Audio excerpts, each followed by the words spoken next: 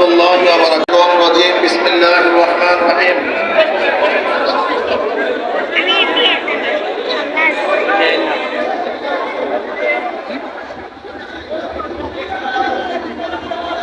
وتلك الأيام نداولها بين الناس صدق الله العلي العظيم। সবাই বলি সাল্লাল্লাহু আলাইহি ওয়াসাল্লাম। ইসলামী আন্দোলন বাংলাদেশ সিদ্ধিরগঞ্জ থানা শাখা কর্তৃক আয়োজিত আজকে গণসমাবেশের সম্মানিত সভাপতি উলামায়ে কেরাম, সর্বস্তরের জনগণ ভাইয়েরা আমার, এই দেশ 4 বার স্বাধীন হয়েছে। ব্রিটিশের বিরুদ্ধে আন্দোলন করে স্বাধীন করেছিলাম, ভারতের বিরুদ্ধে আন্দোলন করে পাকিস্তান নামে একটা ভূখণ্ড আমরা পেয়েছিলাম, আর পশ্চিম পাকিস্তানের বিরুদ্ধে আন্দোলন করে বাংলাদেশ নামে একটা দেশ পেয়েছিলাম। আর 2024 5ই আগস্ট আমরা স্বৈরাচার ফ্যাসিস্ট খুনি শেখ হাসিনার থেকে দ্বিতীয় চতুর্থবার আমরা দেশ স্বাধীন করেছি। আমরা দেশ কেন স্বাধীন করেছিলাম? বৈষম্য দূর করার জন্য। ব্রিটিশদের আন্দোলন করেছিলাম বৈষম্য দূর করার জন্য। ভারতের বিরুদ্ধে আন্দোলন করে পাকিস্তান সৃষ্টি করেছিলাম বৈষম্য দূর করার জন্য। 71 আন্দোলন করেছিলাম বৈষম্য দূর করার জন্য।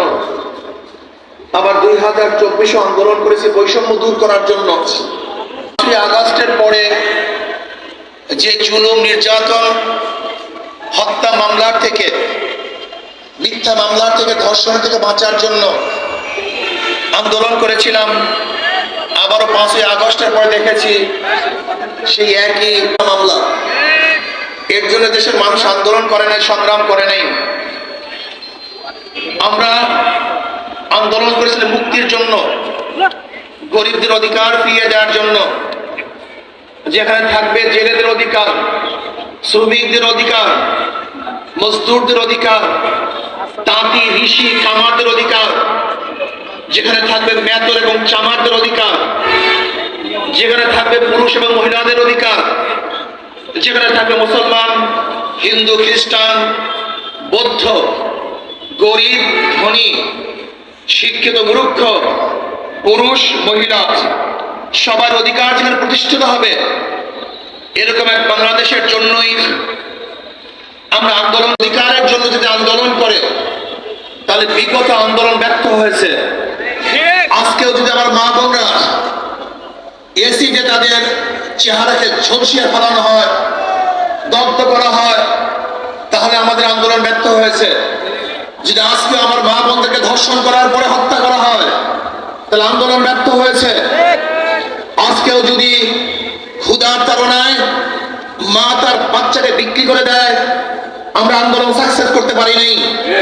আজও যদি বাংলাদেশের মানুষ পেটের ক্ষুধার তাড়নায় ডাস্টবিনে কাক এবং কুকুরের সাথে খাদ্যের জন্য লড়াই করে, তাহলে আন্দোলন সাকসেস হয় নাই।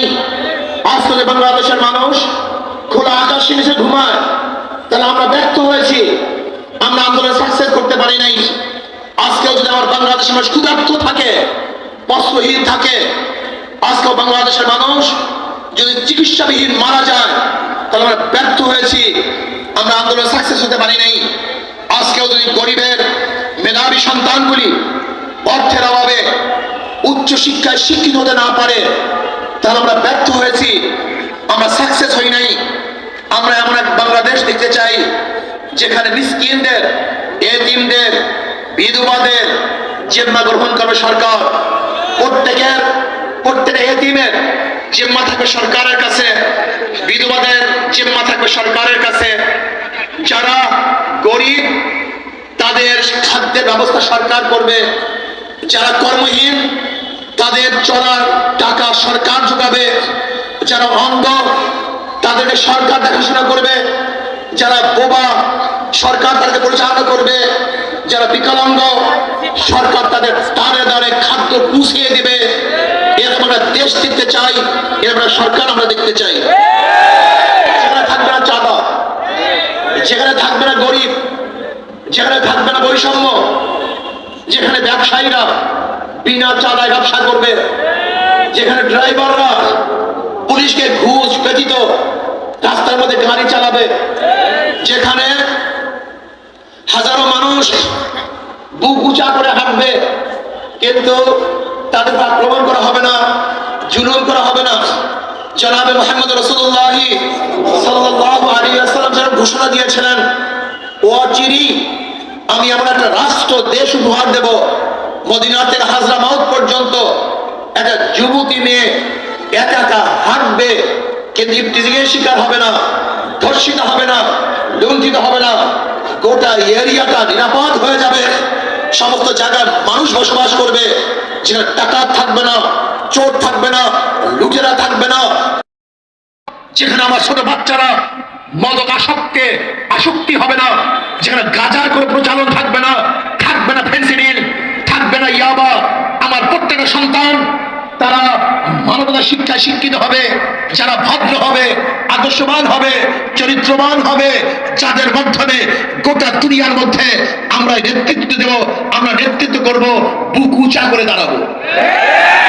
সেই বাংলাদেশ এখনো করতে পারি নাই, সেই বাংলাদেশ এখন আমরা পাই নাই।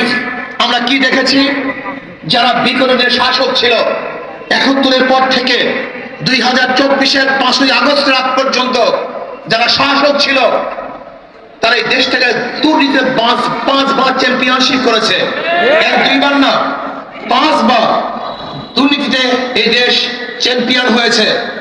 যারা বিগত দিনের সরকার ছিল আমরা দেখেছি আবরারকে বুয়েটের মধ্যে হত্যা করা হয়েছে। আমরা কি দেখেছি, জাহাঙ্গীর ইউনিভার্সিটিতে 100 মেয়েকে ধর্ষণ করার পরে সেঞ্চুরি পালন করা হয়েছিল। আমরা কি দেখেছি, সদরবাদের সামনে বিশ্বজিৎকে কুপিয়ে হত্যা করা হয়েছে। আমরা কি দেখেছি, বিগত সরকারগুলি বাংলাদেশের 14 লক্ষ কোটি টাকা বিদেশে পাচার করেছে। আমরা কি দেখেছি, গোটা বাংলাদেশের ব্যাংকগুলিকে দেউলিয়া করে ফেলছে, চুরি এবং ডাকাতির মেগা প্রজেক্ট করা হয়েছিল, যেখানে খুন এবং ধর্ষণ শিক্ষা দেওয়া হয়েছে। এই বাংলাদেশ আর দেখতে চাই না, বাংলাদেশ দেখতে চাই যেখানে মানুষের অধিকার থাকবে, মেয়েরা ইজ্জত আবরু নিয়ে বসবাস করতে পারবে, আমার মেয়েরাও বহুত বড় বড় ব্যবসায়ী হবে, আমার বোনেরা বড় বড় শিক্ষিত হবে, আমাদের ভাইয়েরা বড় বড় শিক্ষিত হবে, চাকরিজীবী হবে, ব্যবসায়ী হবে। ইনশাআল্লাহ গরিবরা সব দরিদ্র সীমার উপরে চলে যাবে, ইনশাআল্লাহ বিশ্বাস করি। যদি ইসলামিক অর্থনীতি অ্যাপ্লাই করা হয়, আগামী 10 বছরের মধ্যে বাংলাদেশে একজন গরিব খুঁজে পাওয়া যাবে না, একজন না, সব দরিদ্র সীমার উপরে চলে যাবে। গরিবরা বিশ্বাসই করতে চায় না। আমি অনেক সময় মনে করি আমাদের কপাল পরা গরিব, এক গরিব তো গরিব, আবার কপাল পরা গরিব। তুমি কি জানো ইসলামী অর্থনীতি কি? আরে পাশ্চাত্য অর্থনীতি কি? আজকে তুমি ব্যাংকে টাকা আনার জন্য যাবা যে আমাকে টাকা দাও, তখন ব্যাংক কি বলবে, মর্গেজ রাখার টাকা আছে, জমি আছে। তুমি বলবো আমার কাছে তো মর্গেজ নেই, তুমি গরিব মানুষ, তাহলে তোমার জন্য টাকা দাও। টাকা কার জন্য? যার আগেই আছে তাকে ব্যাংক টাকা দেয় নাকি ভাই? টাকা দেওয়ার পরে দ্বিতীয়বার সে ধনী হয়। যে ব্যক্তিকে লোন দেওয়া হয় তারই লোন মওকুফ হয় এবং সুদ মওকুফ হয়। তাহলে ধনী 4 বার ধনী হলো। আগের থেকে টাকার মালিক, ব্যাংক তাকে টাকা দিছে, তারই লোন মাফ, তারই সুদ মাফ। তাই ধনী কয়বার ধনী? আর গরিবের পেটের মধ্যে 5টা লাথি। আগের থেকে টাকা ছিল না 1 লাথি, ব্যাংক তাকে টাকা দেয় নাই 2 লাথি, তার লোন মাফ হয় নাই 3 লাথি, তার সুদ মাফ হয় নাই 4 লাথি। এবং বাংলাদেশ ব্যাংকে যদি টাকা থাকতো, বাংলাদেশের নাগরিক হিসাবে সেই টাকার মালিকও ছিল, কিন্তু গরিবদেরকে লোন মাফ করার কারণে সেখান থেকে মাহরুম করে গরিবদেরকে 5টা লাথি দেওয়া হয়। তার মানে অর্থনীতি সব ধনীদের জন্য, গরিবদের জন্য নয়। ইসলামী অর্থনীতি সবই গরিবদের জন্য। যাকাত কাদের জন্য? গরিবদের জন্য। ফাতরা কাদের জন্য? গরিবদের জন্য। উসর কাদের জন্য? গরিবদের জন্য। মানবত কাদের জন্য? গরিবদের জন্য। দান কাদের জন্য? গরিবদের জন্য। ইসলামের সমস্ত অর্থনীতি গরিবদের জন্য, আর পুঁজিবাদী সমস্ত অর্থনীতি ধনীদের জন্য। এর জন্য পুঁজিবাদী অর্থনীতি ধনীকে ধনী বানায়, গরিবকে গরিব বানায়। আর ইসলামী অর্থনীতি গরিবকে ধনী বানায় আর ধনীদেরকে ভারসাম্য রক্ষা করায়। এমন না আঙ্গুর ফুলকা গাছ হবে। মাত্র বাংলাদেশের গোটা অর্থনীতি 20-25 ফ্যামিলির কাছে। গোটা বাংলাদেশের টাকা মাত্র 20-25টা ফ্যামিলির কাছে। গোটা বাংলাদেশের অর্থনীতি। এটা হতে পারে না। 18 কোটি মানুষের টাকা থাকবে মাত্র 20 জনের কাছে, 25 জনের কাছে। এটা হতে পারে না। আমরা সুষম বন্টন চাই, আমরা সুষম বন্টন করতে চাই। আজকে আপনি জানেন বাংলাদেশ 18 লক্ষ কোটি টাকা ঋণী। কত লক্ষ কোটি টাকা? 18 লক্ষ কোটি টাকা ঋণী। আজকে বাংলাদেশে এখানে যতগুলি নাগরিক দাঁড়িয়ে আছেন, প্রত্যেকের মাথার উপরে 1.5 লক্ষ টাকা ঋণ। 1.5 লক্ষ টাকা প্রত্যেকটা নাগরিক ঋণ। এটা হতে পারে না, এটা হতে দিতে পারি না। যে 18 লক্ষ টাকা ঋণী আছি, যদি আজকে 18 লক্ষ টাকা বাংলাদেশের জনগণকে সুষম বন্টন করা হতো, তাহলে বাংলাদেশে একজন গরিব খুঁজে পাওয়া যেত। 14 লক্ষ কোটি পাচার করা হয়েছে। 14 লক্ষ কোটি টাকা বুঝেন? বর্তমান বাংলাদেশের বাজেট হয়েছে 7 লক্ষ কোটি টাকা গোটা বাংলাদেশের জন্য। এরকম 2 বারের বাজেট শুধু পাচার করা হয়েছে। যদি 14 লক্ষ কোটি টাকা চুরি ডাকাতি না করে বাংলাদেশের গরিবের মধ্যে সুষম বন্টন করা হতো, আপনি বলুন বাংলাদেশে একটাও গরিব থাকতো? একটা গরিবও থাকতো না। সবাই দরিদ্র সীমার উপরে চলে যেত। কিন্তু আজকে আমাদেরকে ভুল বুঝিয়ে ইসলামের ফুবিয়া, ইসলাম আসলে এইটা হবে সেইটা হবে, মেয়েদেরকে বস্তাবন্দি করা হবে, তুমি ঠিক মতো চলতে পারবে না। এটা ডাকাত এবং গুন্ডা বদমাশ দুর্নীতিবাজরা ইসলামের ফুবিয়ার মাধ্যমে ওরা ইসলামকে প্রতিষ্ঠা করতে চায় না। ওরা জানে ইসলাম প্রতিষ্ঠিত হলে ওদের ডাকাতি, গুন্ডামি আর বদমাশি বাংলাদেশে চলবে না।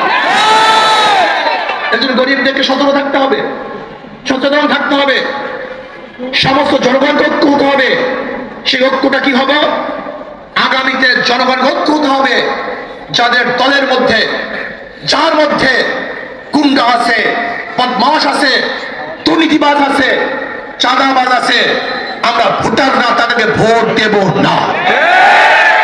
কোন অবস্থাতেই যে দলের মধ্যে চাঁদাবাজ, দুর্নীতিবাজ, খুনি থাকবে, সেই দলকে যদি আমরা বয়কট করি, তাহলে বাংলাদেশ আর কোন দুর্নীতিবাজ ক্ষমতা আসতে পারবে না ইনশাআল্লাহ। এজন্য আসুন আমরা জনগণ ঐক্য হই, ভালোর পক্ষ ঐক্য হই। জীবন বা সরকার পরিবর্তন হবে, নীতি আদর্শে পরিবর্তন না হলে কোনোদিন আমরা শান্তি পাবো না, মুক্তি পাবো না। এজন্য বারবার উদাহরণ দেই। একজনের নাম এ, একজনের নাম বি, একজনের নাম সি। এও চোর, বিও চোর, সিও চোর। ক্ষমতা আছে এ, সে কি করবে? হটাও এ, বসাও বি, সে কি করবে? হটাও বি, বসাও সি, সে কি করবে? দলের পরিবর্তন হয়েছে, নেতার পরিবর্তন হয়েছে, নীতি আদর্শ পরিবর্তন হয়নি। ওসি পরিবর্তন হয়, ঘুষের পরিবর্তন হয় না। পরিবর্তন হয়, ঘুষের পরিবর্তন হয় না। ডিসি পরিবর্তন হয়, ঘুষের ভান কমে না। এর কারণ হলো এই, নেতার পরিবর্তন হয়েছে, নীতি আদর্শ পরিবর্তন হয় নাই। এর জন্য আমাদের শাইখ মুর্শিদ দামফার বলেছেন, শুধু নেতা নয়, নীতির পরিবর্তন চাই। আসুন আগামী দেশ চালাবে নীতিবান লোক, আল্লাহওয়ালা, খোদা ভীরু, যারা আল্লাহকে ভয় করে, যারা হারাম খাবে না, যারা লুট করবে না, মানুষের মানবতার খেয়ানত করবে না, এমন মানুষকে যতদিন পর্যন্ত ক্ষমতায় না বসাবেন ততদিন পর্যন্ত আন্দোলন করবেন, সংগ্রাম করবেন, রক্ত দিবেন, কিন্তু শান্তি পাবেন না। এছাড়া বর্তমান অন্তর্বর্তীকালীন সরকারকে বলবো, মিলিটারিদেরকে, আর্মিদেরকে আপনি বিচারিক ক্ষমতা দিয়েছেন, কিন্তু সিটির মধ্যে দেন নাই কেন? সিটির মধ্যে দিবেন না কেন? আমি অনুরোধ করব, যেরকম বাংলাদেশের অন্যান্য জেলাগুলিতে মিলিটারি আর্মিদেরকে বিচারিক ক্ষমতা দিয়েছেন, এইভাবে ঢাকার সিটির মধ্যেও তাদেরকে বিচারিক ক্ষমতা দেওয়া দরকার। তাদেরকে বিচারিক ক্ষমতা না দেওয়া পর্যন্ত চাঁদাবাজ, গুন্ডা এবং বদমাশদেরকে দমন করা যাবে না। অন্তর্বর্তীকালীন সরকারকে বলবো, শক্ত হাতে দেশকে পরিচালনা করুন, শক্ত হাতে দেশকে চালাবার ব্যবস্থা করুন। কোন অবস্থাতে দুর্বলতা যেন না পায়। যদি আপনি দুর্বল হয়ে যান তাহলে গোটা বাংলাদেশ দুর্বল হয়ে যাবে। যদি আপনি দুর্বল হয়ে যান, সন্ত্রাসীরা মাথা জাগাবে এবং ডাকাত এবং গুন্ডারা আবার এই দেশ দখল করার চক্রান্ত করবে। এর জন্য আমি বলবো, অন্তর্বর্তী সরকার শক্ত হাতে সাহসিকতার সাথে ঢাকের মতো দেশ চালাতে হবে, দুর্বলতা প্রকাশ হবে না। আর অন্তর্বর্তী সরকারকে বলবো, যেই সমস্ত জায়গাগুলিতে সংস্কার করার জন্য আপনি প্রতিনিধি নিয়োগ করেছেন, খবরদার প্রত্যেকটা সংস্কারের মধ্যে এদেশের সংখ্যাগরিষ্ঠ মুসলমানদের প্রতিনিধি আলেমদেরকে থাকতেই হবে, অবশ্যই আলেমদেরকে রাখতে হবে। আপনার সংবিধান সংস্কার করার জন্য যেই ব্যক্তিকে নিয়োগ দিয়েছেন, জানি না প্রথম যার নাম আসছে তাকে পরিবর্তন করার পরে আরেকজনকে কেন দিয়েছেন। তিনি আমেরিকাতে থাকেন, আমেরিকার কৃষ্টি কালচারে বড় হয়েছেন। আমি বলবো, সেই কমিটির মধ্যে এই মাটি ও মানুষের অবস্থা বুঝে, এই দেশের নারী বুঝে এমন আলেমদেরকে, জ্ঞানী ব্যক্তিদেরকে সংবিধান সংস্কারের যদি সদস্য বানানো না হয় তাহলে বাংলাদেশ আবারও ভুল করবে। এর জন্য যত জায়গাতে সংস্কারের জন্য প্রতিনিধি নিযুক্ত করেছেন, প্রত্যেকটা কমিটির মধ্যে আলেমদেরকে থাকতে হবে, যারা আল্লাহওয়ালা, খোদাবিরু, দেশপ্রেমিক, বিদেশে যাদের বিদেশের সাথে যাদের নারীর সম্পর্ক নেই, এই দেশ, এই মাটি ও মানুষের সাথে যাদের নারীর সম্পর্ক, এরকম বিজ্ঞ আলেমদের দ্বারা কমিটি করার আগ পর্যন্ত কোনো কাজই, কোনো সংস্কারই সুন্দর হবে না। কাজে আসুন, আগামী দেশ ইসলামের দেশ, আগামী দেশ মানবতার দেশ, আগামী দেশ মুক্তিকামী মানুষের দেশ। আর আমরা চাই আগামী নির্বাচন পিআর সিস্টেমে সংখ্যানুপাতিক হারে নির্বাচন হবে, যেখানে মার্কায় ভোট দিবে। কিসে ভোট দিবে? মার্কায় ভোট দিবে, ব্যক্তি থাকবে না। সব জায়গায় মার্কায় ভোট দিবে। যেই মার্কায় যত পার্সেন্টেজ পাবে, ওই পার্সেন্টেজ অনুযায়ী তাদের সদস্য সংসদে যাবে। ধরে নেন হাত পাখা মার্কায় যদি 30% ভোট পায়, তাহলে 100 থেকে 30 জন সংসদ সদস্য তারা পাবে। ধরে নেন এরকম ভাবে যেই মার্কায় যত পার্সেন্টেজ ভোট পাবে, ওই মার্কা কতগুলি প্রতিনিধি পাবে। তাহলে কি হবে? কোনো গুন্ডা এবং পেশি শক্তি কারো টাকা দিয়ে কেউ ভোট ক্রয় করতে পারবে না। 80% দুর্নীতি এমনি দূর হয়ে যাবে। এবং যেই মার্কায় যত পার্সেন্টেজ ভোট পাবে, ওই দল ভালো লোকগুলিকে সংসদে পাঠাবার চেষ্টা করবে। কাজে পিআর সিস্টেমে নির্বাচন এই যে বাংলাদেশের জন্য সবচেয়ে ভালো, সবচেয়ে সুন্দর এবং সবচেয়ে নিরাপদ। আসুন, আগামী দেশ ইসলামের দেশ, আগামী দেশ মানবতার দেশ, আগামী দেশ জুলুম মুক্তির দেশ, আগামী দেশ সমস্ত মানুষের অধিকার প্রতিষ্ঠিতের দেশ। আল্লাহ আমাকে এবং আমাদের সবাইকে ইসলাম অনুযায়ী এই দেশ গড়ার তৌফিক দান করেন। আমা আলাইনা ইল্লাল বালাগ। আল্লাহুম্মা আমিন। রব্বানা যালামনা আনফুসানা ওয়া ইল্লাম তাগফির লানা ওয়া তারহামনা লানাকুনা